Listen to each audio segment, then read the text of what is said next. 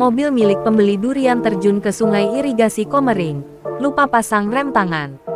Mobil Innova BG 1588Y hijau muda metalik itu dikendarai Kamto, warga desa Sidomulyo, Dusun Bumi Arum, Kecamatan Belitang, Kabupaten Oku Timur, Sumsel.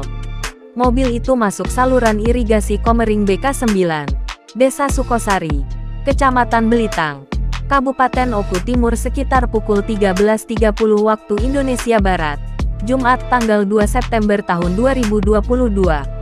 Pada saat kejadian, irigasi sedang dalam keadaan surut sehingga mobil bisa lebih cepat dievakuasi.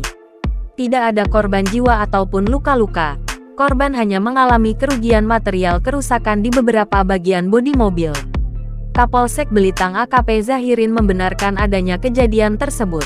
Ia menjelaskan bahwa kejadian bermula ketika pengemudi bersama istrinya menggunakan mobil tersebut hendak membeli durian di pinggir irigasi.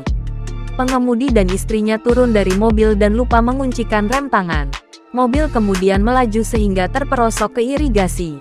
Selanjutnya masyarakat sekitar juga langsung mengevakuasi dan membantu sehingga kendaraan tersebut berhasil dinaikkan. Jangan lupa subscribe, share, komen, dan like ya!